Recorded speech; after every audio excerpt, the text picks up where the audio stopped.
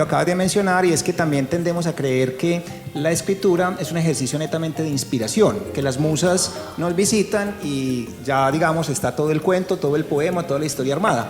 Y hay quien dice pues que es 96-97% de transpiración y un 3% de inspiración, es decir, es el trabajo, la corrección, la palabra apropiada, digamos, en la poesía, pues para construir la imagen adecuada, lo que implica un desarrollo de un personaje o de una trama. Entonces, es mucho más de disciplina, como lo acabas de decir muchas veces, siendo necesario y siendo muy valioso el momento, pues la epifanía del momento de inspiración, pero no se puede quedar ahí, porque además se da como de golpe, se da todo, digamos, acumulado, y es luego desmadejar, ¿cierto? Sacar como los hilos de la historia, donde se requiere un trabajo pues de mayor disciplina y mayor construcción, ¿sí? La litera de la esquina. Un viaje por las letras. Este es un encuentro con las letras y la vida de escritores locales y emergentes de Colombia. A través de sus voces conoceremos cómo nacen sus obras, cómo crean nuevos universos con su imaginación, plasmando sus memorias, experiencias de vida.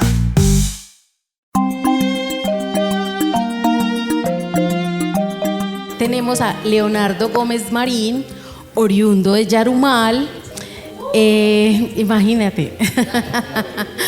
Y tiene varias publicaciones a lo largo de entre 2010 y 2020, pero yo creo que mejor que él nos cuente mucho más de su trayectoria y de este recorrido en la narrativa, así que vamos a escuchar también cómo nacen las letras de Leonardo.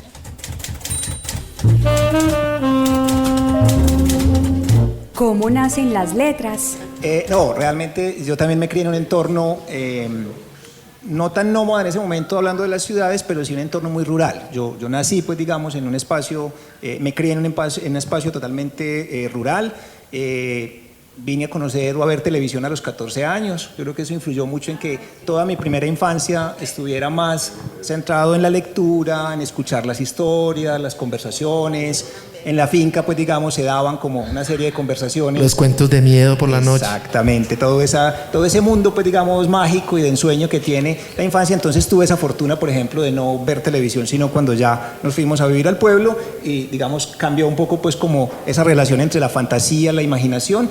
Y lo segundo, coincido, pues, o adhiero completamente a lo que decía ahorita Pilar, en el sentido de que la escritura, pues esas famosas sentencias de que si no puedes vivir sin escribir, escribe, que la literatura y la escritura, digamos, son una forma también de terapéutica, si se quiere. Hoy se habla de escritura como trabajo terapéutico para muchas cosas, pero en últimas es ese primer, digamos, acercamiento hacia un arte o a una disciplina que además es muy barato, porque en comparación con quien tiene intención por el cine, por la pintura, por otras cosas que requieren muchos materiales, la escritura pues está más ligado a eso, a tener un libro y tener una hoja, un papel, mecanismos algunos para rayar y escribir, además de haber rayado pues las paredes como todos los niños con sus lo que hacíamos. Entonces creo que era también como entre las posibilidades lo que permitía un poco también en ese mundo rural acercarse desde la literatura, desde la escritura, y empezar ahí a encontrar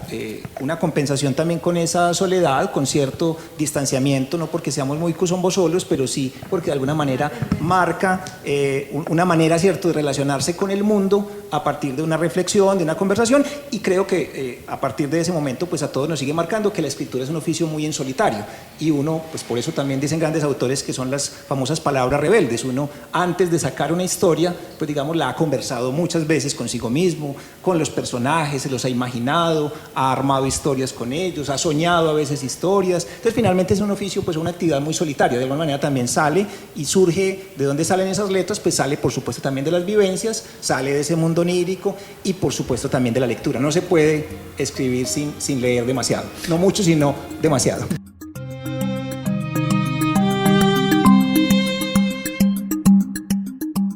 Por aquí también Leonardo nos va a ofrecer otra visión de ese fractal tan inmenso que es la escritura. Adelante, Leonardo. Listo. Con una acotación también que creo que es muy necesaria, y es que el sentido también de la escritura está precisamente en la lectura. Se dice pues que todos escribimos para nosotros mismos y que la primera satisfacción del texto es que a uno le guste y que sobre eso, digamos, hay un logro. La intención es una transmutación en belleza, pues digamos, en realización artística, de cualquiera que sean las experiencias, vividas, leídas, escuchadas, cualquiera que sea, hay un propósito pues de realizarlo. Entonces, en esa misma línea, esta es una novela que salió en el 2023 y ahorita acabamos de hacer una reedición, se llama El delirio de la salamandra. Tiene por aquí un pasaje que de pronto nos da para seguir esta conversa en lo que nos quede ahí de tiempo. Bueno, dice por aquí en uno de los capítulos que Rosa hacía un recorrido matutino por las calles del pueblo, caminando absorta, susurrando sonrisas con la piel adherida al semblante como un objeto de cobre, como si en la luz de sus ojos tristes se acumulara un enigma. Toda ella sumida en un gesto de orfandad, de anhelado suplicio. Emitía algunos pujidos cuando alguien le alargaba un plato de comida o le ordenaba lavarse la cara. Rosa, anda, bañate que pareces una gata de monte. Pero ella tenía desde muy niña un pleito recurrente con el agua y la ropa limpia. Solo se mojaba un poco los párpados cuando alguien le ofrecía un vaso de agua. Cada cierto tiempo se acercaba a la escuela Epifanio Mejía y miraba a través de los barrotes de las ventanas con los ojos perdidos, imitando con histrionismo los gestos de la profesora, murmurando frases sin sentido. Los muchachos miraban a la mujer sin apartar su atención de los cuadernos, animaban la burla y la provocación, girando el dedo índice cerca de la sien derecha.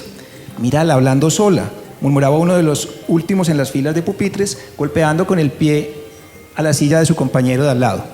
Colgada de su nariz, como se cuelga una litografía en una pared desconchada, brillaba una sonrisa luminosa y poco convencional.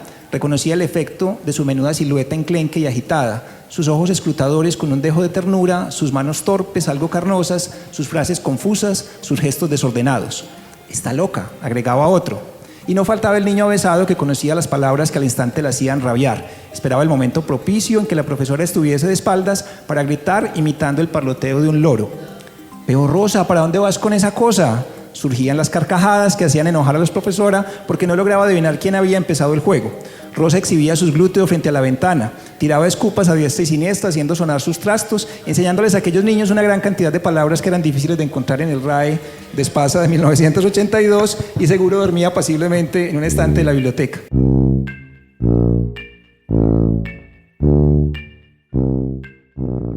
Entonces salía el vigilante de la escuela a corretearla, le pedía que dejara de ser grosera, que si la volvía a ver junto a la ventana le iba a hacer encerrar en el manicomio. Ella corría y a la media cuadra se sentaba en la acera del frente a descansar. Reía también a carcajadas como si la vida fuera un juego. Esta novela pues trata un poco, aprovecho como el espaciecito para darle vida y darle voz a esos personajes de los pueblos que hemos escuchado, pues los tontos, los locos, los bobos, que de alguna manera cobran sentido. Es una novela que se acerca más como al suspenso, a la trama de suspenso, y hemos escuchado que los niños, los borrachos y los locos dicen la verdad. Entonces un poco esta novela va como del rol de estos personajes tratando de develar unas tramas alrededor de unos incendios, de ahí el juego pues con la salamandra y con la relevancia pues que tiene el fuego, y es parte pues digamos de la galería como de personajes que se encuentran en la novela, el caso de Rosa y otros por el estilo. Yo no la escribí, pero yo podría contar otra historia. Ah, de una. A partir de allí. Dale, por supuesto. Yo no sé si esa es la historia de Colombia, de esa Colombia que vivimos a diario, de esa pelea bipartidista o esa polarización que siempre nos dan de derecha a izquierda, reflejada en un pueblo chiquitico, con unos locos, con unas personas que manipulan, donde también hay la politiquería y la corrupción y todo lo que puede suceder en este país. Pues no sé si alcance a ser la realidad, volviendo a lo que mencionabas ahora de los fragmentos y que... Otro Macondo, pues. Con estas teorías de que el universo está contenido pues en una gota, uno sí podría pensar que las características de lo local sí determina un poco nuestra cultura pues general, ¿cierto? Es decir, todos los pueblos en Colombia no son como un pueblo de tierra fría como Yarumal, con 4 seminarios, 2 conventos, 6 parroquias y una dinámica, digamos, de ser un puerto seco, con todo lo que tiene, pues digamos, la dinámica del Bajo Cauca y de otras regiones, pero seguramente sí muestra elementos o pistas de lo que puede pasar en otro de los pueblos donde, y un poco pues la novela también intenta como develar eso, como la relación entre el poder el deseo y este asunto de la vocación artística de personajes como Epifanio Mejía y Cano, que de alguna manera en un pueblo además tan tradicional, pues tenía un cuestionamiento sobre el sentido de estar pintando cuadros o estar escribiendo poemas, pues como que eso no sirve para nada desde el punto de vista económico, productivo. Entonces, claro, puede que sí sea el reflejo de que nuestra cultura de alguna manera menosprecia mucho las vocaciones que no están destinadas a hacer dinero, a tener plata, a tener cosas, digamos, desde el punto de vista material, y podría, digamos, ser una aproximación. Igual es también pues una época que creo que se vuelve muy significativa para nosotros, entre 1980 y el 2000, que sin duda es como el crisol de tantas cosas entre todos los conflictos e historias que hemos tenido, pero sí es un momento, a propósito del cambio de siglo, pues que se enlaza con el cuento. Pero yo creo que eso es de las cosas hermosas que tiene la literatura, y es poder encontrar en los personajes los reflejos de uno mismo, del pueblo que uno habita, como, ay, este loquito se parece igualito al de mi pueblo, o mi mamá hace exactamente eso cuando vamos en bus, ¿cierto? Ese tipo de cosas son, yo creo que lo que nos conecta con la literatura. Es muy distinto, y no quiere decir que uno no disfrute, por ejemplo, cuando le hablan de las campiñas inglesas, y es un deleite leerlo, pero cuando vos estás escuchando algo que puede ser que se identifica, pueblo, que te sí, identifica. Claro, ahí hay una sensación distinta. Claro, y sobre todo también porque diría uno que los textos que cobran mayor relevancia, y hay quien dice pues que si uno no experimenta el dolor, es cómplice también de quien lo provoca. Entonces también la literatura, y lo decíamos ahora desde el punto de vista terapéutico, hace eso también. Finalmente uno está transmutando una experiencia, un dolor, una vivencia, se inventa otra realidad, como decía Vargas Llosa, porque la literatura es eso: no nos gusta esta realidad, nos inventamos otra y jugamos con hechos que pueden ser históricos, significativos, pero a los cuales le ponemos, como lo acaba de hacer Milton, otra cantidad de elementos y vivencias, y que volvemos, que en el momento en que lo lee alguien también le pone otra carga de todo lo que trae, pues digamos, de sus vivencias. Bueno, yo creo que vos, retomando algo que decías que me parece súper lindo, y es que quien escribe lo transmuta en belleza. Yo agregaría que quien lo lee lo transmuta en experiencia, ¿cierto? Y hablando entonces de la experiencia, pues porque esto también es una conversación, queremos abrir a si ustedes tienen alguna pregunta, si quieren comentar algo con Pilar y con Leonardo, entonces adelante. Mi nombre es José Tafur. La pregunta era centrada en la pequeña discusión que tenían, que hablaba Pilar, que a veces el creador no es el que lo escribe, sino quien lo lee. A veces es muy parecido a lo que ocurre con otras áreas del arte, de lucha: qué es arte, qué no es arte, qué es literatura, qué no es literatura, definitivamente. Eso es un quilombo imposible de resolver, ¿cierto? Pero pues hay algunas construcciones que se han venido haciendo a lo largo del tiempo, ¿cierto? Y es importante tenerlas en cuenta.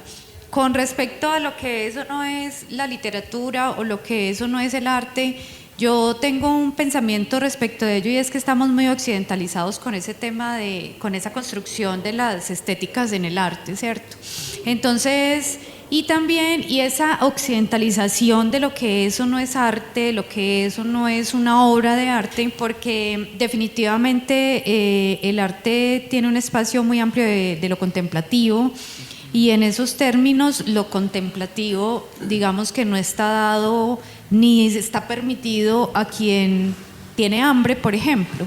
O sea, si yo me estoy muriendo de hambre, no me voy a sentar a analizar un cuadro abstracto, por ejemplo.